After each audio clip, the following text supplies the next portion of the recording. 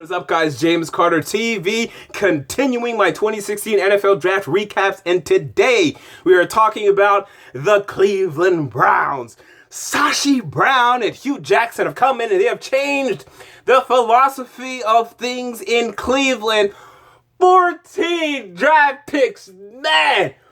Ooh, I'm not gonna lie, it hurt. There's an amount of research I had to put into this video, but I put it in, and here's the thing, the GPA, I'll tell you right now, spoiler alert, it's not good.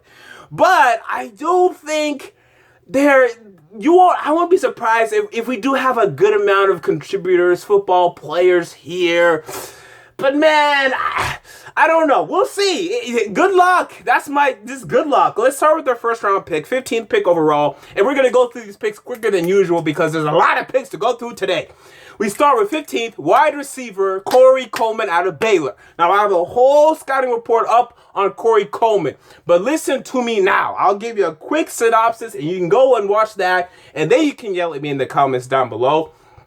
I'm not a big Coleman fan at all. High drop rate. A guy that just knows how to play street ball. They don't run many routes at Baylor at all. Now you hear Hugh Jackson coming and saying he's out of shape. That's his move. His move is to be in shape. If he's not in shape, then he has nothing. Because that's the only thing about him that even makes him logically even possible to go this high. Because he's not a great catcher. He's not a great route runner. He's not a great run blocker. What is he? A good athlete. And now you're telling me he's not in shape? Don't love this pick at all. I give it a C-. And just go look at the analytics statistically. This guy, I'm serious, he doesn't have a good hands. 12% drop rate. 20% drop rate in the rain. What's he going to do in the cold? In the snow? From Baylor to Cleveland, those hands won't get stronger. Look out for that C-, and I can't believe I'm even giving it that. We move on, though, 32nd pick overall, and I like this pick. Defensive end Emmanuel Ogbah out of Oklahoma State. I can't believe what some people are talking about. Oh, he can't play 3-4 outside linebacker. He's only a 3-4 defensive end. What are you talking about? This guy blew up the combine. Had put up one of the top numbers for his defensive line group in terms of 40-yard dash, in terms of 3-cone, short shuttle, in terms of broad jump, vertical. He's an athlete. And now you're setting him up. He hasn't done it before, but I really like the potential here. I give it an A-.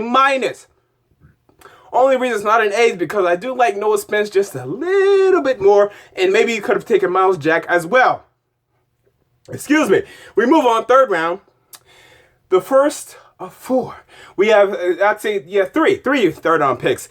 Defensive end Carl Nassib out of Penn State. Now, Carl Nassib, this guy put up big numbers, right? He was a walk-on, put up big numbers, but I question his fit. He's standing pretty tall. I think he's actually, 6'6"? 300, not even 300, 277 pounds. So a little bit of a tweener. I think they're going to stand him up. But I think he's going to be, I don't think he's going to come in and be better than Paul Kruger. So I think you're talking about a situational, rotational guy right now. And I don't love that aspect of this pick. So I give it a B-. We move on, third round, 76th pick, offensive tackle Coleman out of Auburn. I like this pick. And, you need a right tackle. You lost Mr. Source to free agency. He has some athletic upside to him. Long arms, long height, 6'6", 310 pounds. Okay, good weight. Could add a little more, but that's fine. So, like that aspect of it, needs a lot of tooling. Needs a good amount of coaching. I don't think he's going to start a right tackle right away. I think he's going to need maybe a whole year, maybe. But I think once you get him on the field at right tackle, you may like your chances. I give it a B. We move on. We have 93rd pick overall, quarterback Cody Kessler out of USC. Now, everyone hates this pick. And so do I. You see, I trolled you for a second there. Now, look, it's just the case, Browns fans. And you're already telling yourself, you're already convincing yourself, you're in your own delusions. You're saying, well, he's really accurate and he's going to do stuff for us, so it's a good pick. No, he's not. He is really accurate. I'll give him that. Within 20 yards, you're damn right. Cody Kessler is going to do a lot for you. But man, this guy leaned on Juju Smith-Schuster to make plays for him, and he did, but too much leaning for me. He's not very, he has, really bad size. NFL.com, I like going on NFL.com and cross-referencing what we think. They think he has average size. He has horrible size. He's 6'1", 210 pounds soaking wet. That's not good. That's not average. That's horrible size. Now, yes, Drew Brees and Russell Wilson, they've gotten away with it. Okay. No, that's bad size. Horrible arm strength. It's god-awful. Big hands, so at least he'll hold on to the football for you in the cold, which is a big concern for whatever reason. But he doesn't offer any upside. And there's no way in hell, honestly, that he's going to be better than Josh McCown or Robert Griffin III in terms of, or he could be better than Robert Griffin III, but he won't be better than Josh McCown. The only reason Cody Kessler will start is because Hugh Jackson wants him to start. But I'm telling you right now, Josh McCown will be a better quarterback than Cody Kessler is. I guarantee it. We move on. 4th round now, 99th pick overall, outside linebacker Joe Schobert out of Wisconsin. This guy put up big numbers at Wisconsin, but you question his fit in the NFL. He's going to have to be a pass rusher, and he wasn't a great pass rush. He just got a guy that made a lot of plays in terms of tackles, some sacks, yes, definitely.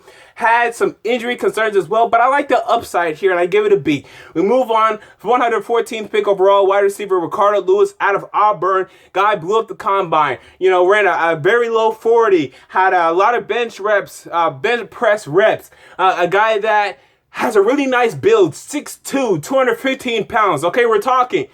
What did he do at Auburn? Nothing. Are his hands good? No. So again, you've taken an athlete, a very good athlete. In fact, he may be a better athlete than Corey Coleman. Corey Coleman is more of an agile guy. But in terms of an all-around athlete, I think Ricardo Lewis can give him a run for his money.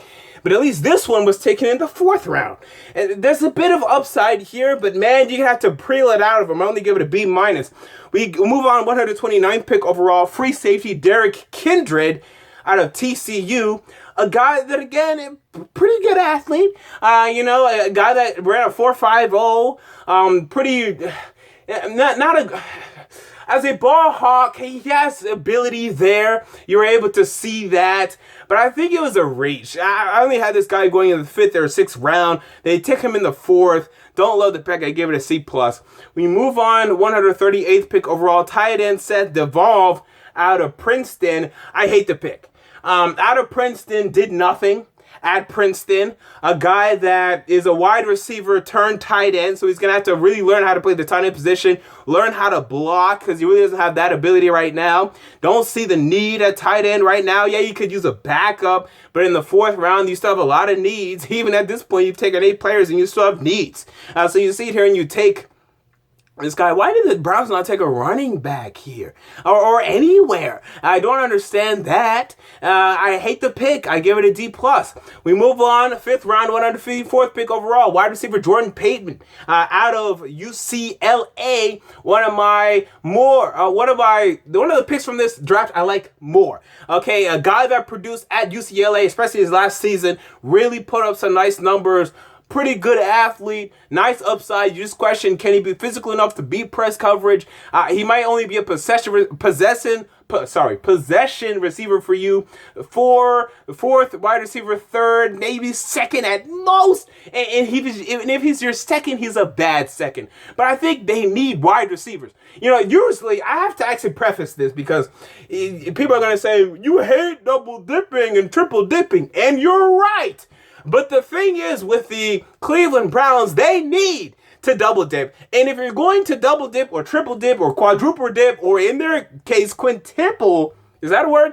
Just, the whatever dip, Do it at wide receiver because you go into the NFL season with 6 wide receivers.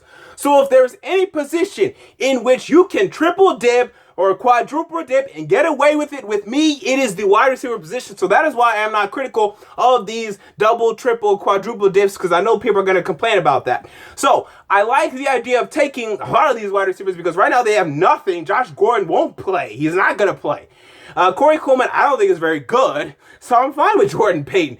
And I think he offers something just, I question what. I think he's definitely going to make the team, and he's definitely going to be a player for them, though. So I give it a B+. We move on. 5th round, 168th pick overall, offensive lineman Spencer Drango out of Baylor. Not a great athlete. But I think a guy that started in college, and I thought he played pretty well. I don't know what the slack he's been getting for lately. I like the pick. I think there's some upside here. I think he could start one day. I think he's definitely going to make the team and can stay on the team for a while. I give it a B. We move on. 5th round, 172nd pick overall. Wide receiver Rashard Higgins, Hollywood Higgins. Now, I was never a big Rashard Higgins fan. I was never on that bus, on that train. People think he was a 2nd rounder, 3rd rounder, 4th rounder. I think he went where he should have. And I think he offers something for this Browns wide receiving room that currently has almost nothing. So I give it a B+. We move on. Cornerback Trey Caldwell out of Louisiana-Monroe. Now, this is a guy that a little unheralded out of Louisiana-Monroe, offers some nice traits athletically, but man, he's small. And he's gonna have a hard time transitioning to the NFL coming from that Louisiana-Monroe. But I'm intrigued. I give it a B-. It's not a horrible pick. I just wouldn't have made it. We move on. 7th round, 245th pick overall, inside linebacker Scooby Wright the third. Guy that has injury concerns. But man, when he was on the field, he produced. And in the 7th round, this is what you're taking. You know, I probably wouldn't have taken him, to be honest, but I think there's a lot of upside here. I give it an A-, though. It's still a really good pick for the 7th round. I just don't think I would have taken. I think there's other guys that I probably would have trusted more to stay on the field. And there you go. So you put in all of these grades into the GPA calculator. Out comes a GPA of 2.50 out of 4, which puts them exactly in between a C+ and a B-. I'm going to give it... so then it's up to me, right? So whenever it's in the middle, by the way, guys, whenever it's in the middle between two of those grades, it's up to me and I decide where it's lying, either in the C+ or B- category. I like Emmanuel Ogbah. Carl Nassib will be a rotational guy, but yeah, Shon Coleman. It's a C+ draft. You know, for all of these players, and it's a very sad thing to say. I think Corey Coleman will start just because they'll have faith in him until they don't. Emmanuel Ogbah, I think, is the hit in the park. I think that's the pick you guys nailed good. Carl Nassib, rotational guy. Shon Coleman, eventual starter right tackle. Cody Kessler will start some games. He'll be horrible. You'll never play him again. Joe Schobert might stick. Ricardo Lewis might. There's some nice athletes. So of the 4th, 5th, and 6th round picks, and 7th, I'd be surprised, honestly, if 2 of them start 4 years from now. I'd be surprised. So yeah, it's a C+ draft. There may be one, and the one, if I had to bet my money on, would probably be maybe Spencer Drango. Just being an offensive lineman, he has a higher chance to start. Ricardo Lewis, Jordan Payton, Rashard Higgins, one of those should hit. So maybe one of those wide receivers, but I think that might be it. So, it's a C+ draft. A lot of picks. Don't think it really worked out. I think maybe you should have went, instead of taking 4 4th rounders, 3 5th rounders, taken more picks in the 2nd round, in the 3rd round. In the 3rd round, you did okay. I just think Carl Nassib is too much of a rotational guy right now for you on your depth chart, and Cody Kessler just sucks. So I think you blew it. 1st round, I think you blew it. I think you should have took... honestly, you should have took Laquan Treadwell. You should have took Josh Doxson. I'm not a big Will Fuller fan, but you should have took him. You should have took Sterling Shepard. I mean, all of these, Tyler Boyd, all of these guys I like more than Corey Coleman. I don't get the Corey Coleman love. I think you guys just love these athletes. But I say Tavon Austin, because that's who Corey Coleman is, and that's who he'll ever be, nothing more. Until next time, James Carter TV, I'm out. Peace.